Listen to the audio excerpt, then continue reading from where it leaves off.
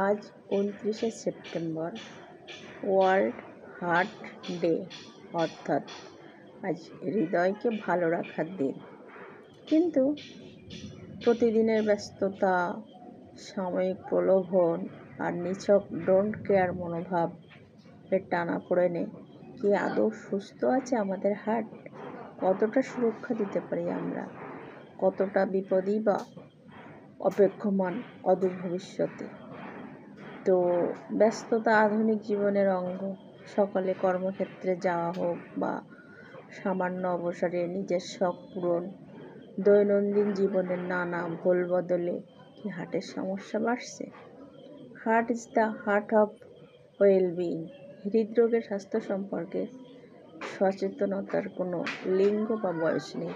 দেখা গিয়েছে বল্গাহীন জীবনযাপনে বাড়ে হার্টের অসুখ, আর সেটাই বিশ্বব্যাপী মৃত্যুর অন্যতম প্রধান কারণ।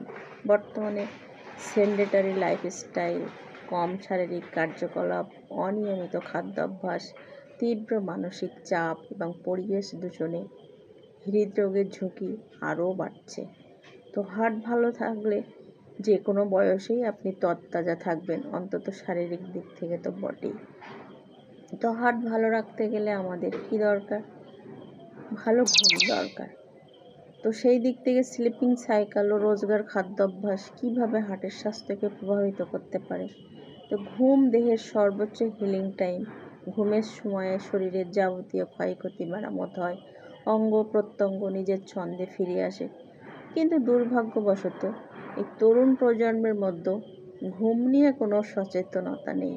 অর্থাৎ ঘুমের নির্দিষ্ট সময়, তার কোয়ালিটি, প্রয়োজনীয়তা সবটাই ভীষণভাবে উপেক্ষিত। মনে রাখতে হবে, অপর্যাপ্ত বা অনিয়মিত ঘুম উচ্চ রক্তচাপ, ওবেসিটি এবং ডায়াবেটিসের ঝুঁকি বাড়ায়, যা হৃদরোগের কারণ হতে পারে।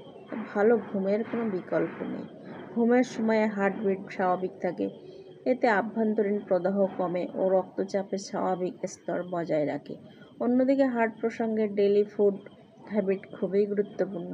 খাদ্যে অতিরিক্ত স্যাচুরেটেড ফ্যাট, ট্রান্স ফ্যাট এবং চিনির উপস্থিতি হৃদরোগের আশঙ্কা বাড়ায়। আবার ফল, মূল, সবজি, হোল গ্রেন, প্রোটিন সমৃদ্ধ খাবার হার্টের স্বাস্থ্যকে উন্নত করে, স্বাস্থ্যকর কোলেস্টেরল বাড়ায় ও স্বাভাবিক রক্তচাপ বজায় রাখতে সাহায্য করে। সাধারণ মধ্যবিত্ত ঘরে সঠিক ডায়েট পরিকল্পনার জন্য আমরা কজনেই বা বিশেষজ্ঞের পরামর্শ নেই। সেক্ষেত্রে হার্ট ভালো রাখতে অপটিমাম ডায়েট কী হওয়া উচিত সেদিকেও আমাদের খেয়াল রাখতে হবে। সত্যি বলতে এটাই বাস্তব এবং তা খুবই অ্যালার্মিং। সুস্থ অবস্থায় হৃদয়ের কথা না শুনলে, বেগতিক হলে সেও কিন্তু আমাদের কথা শুনবে না। স্বাস্থ্যকর ও বিজ্ঞানসম্মত ডায়েট 90% পর্যন্ত হার্টের সমস্যা দূর করতে পারে। এক্ষেত্রে বোঝা দরকার কোনটা ডায়েটে রাখবেন আর কোনটা নয়। যেমন ধরুন, সবুজ ফল, সবজি যা ভরপুর ভিটামিন ও অ্যান্টিঅক্সিডেন্ট সমৃদ্ধ। চলতে পারে হোল গ্রেন যেমন oats, quinoa, brown rice, mixed protein যেমন মাছ, বিশেষত ওমেগা-3 ফ্যাটি অ্যাসিড সমৃদ্ধ, পোলট্রি ও বিভিন্ন ডাল। অ্যাভোকাডো, বাদাম, ফ্রুট, সিড, জলপাই তেল থেকে পাওয়া যেতে পারে স্বাস্থ্যকর ফ্যাট। ডায়েটে থাকতে পারে লো ফ্যাট ডেয়ারি প্রোডাক্ট। এ তো নয় গেল কী কী খাবেন, কিন্তু সুস্থ হার্টের জন্য কী কী বাদ পড়বে সেটাও তো আমাদের জানা দরকার। প্রথমেই বলতে হয়, যত উচ্চমানের কোম্পানি হোক, প্রসেসড ফুড কখনোই খাবেন না, কারণ এতে অবাঞ্ছিত প্রিজারভেটিভস থাকে, যা হার্টের পক্ষে মোটেই ভালো নয়। এছাড়া থাকে উচ্চ হারে ট্রান্স ফ্যাট, চিনি এবং সোডিয়াম। অতিরিক্ত সুগারযুক্ত পানীয় ওবেসিটি ও অকাল ডায়াবেটিসের কারণ, যা সরাসরি প্রভাব ফেলে হার্টে। মাত্রা অতিরিক্ত সোডিয়ামে বাড়তে পারে রক্তচাপ। প্রোটিন ইনটেকের ক্ষেত্রেও অনুরূপ সতর্কতা প্রয়োজন। প্রসেসড মাছ ও মাংস যতটা সম্ভব এড়িয়ে চলা ভালো। সুস্বাস্থ্য রক্ষায় খাওয়া দাওয়া অবশ্যই প্রথম প্রায়োরিটি, কিন্তু বেহিসেবি জাফরনামার প্রভাব তো রয়েছে বিস্তর। স্বাস্থ্যকে আমরা যতটা যত্নে রাখবো, স্বাস্থ্য তার সমান প্রতিদান দেবে। শুধু হার্ট নয়, দেহের প্রতিটা অঙ্গ একটা সময়ের পর কর্মক্ষমতা হারায়। আমাদের কর্তব্য তাকে যতটা সম্ভব স্বাভাবিক রাখা যায়। তো আমাদের বর্তমান পরিস্থিতিটাই এমন যে আলাদা করে স্বাস্থ্য নিয়ে ভাববার অবকাশ আমাদের নেই, যার ফলও সুদূর প্রসারী।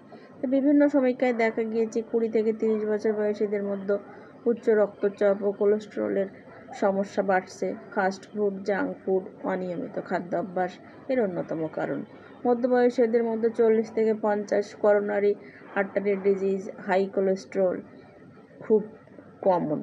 মশলাযুক্ত রন্ধন সংস্কৃতি হওয়ায় ভারতীয়দের মধ্যে এই প্রবণতা আরও বেশি। একটু বয়সে যা দেখা দেয় ওবেসিটি হিসেবে, বৃদ্ধদের মধ্যে বাড়ছে অ্যারিথমিয়া ও স্ট্রোকের আশঙ্কা। আর এই সবটাই রেকলেস লাইফস্টাইলের প্রতিফলন। তো হার্ট ভালো রাখতে কোনো রকেট সায়েন্স লাগে না, প্রয়োজন সামান্য সচেতনতা। আমাদের আগামীকে ভালো রাখতে এইটুকু প্রচেষ্টা তো আমরা করতেই পারি। তো এটা আমার পরামর্শ না, এটা ডাক্তারি পরামর্শ, তাই আমার মনে হলো একটু বলি, তাই বললাম। ধন্যবাদ, ভালো থাকবেন সবাই।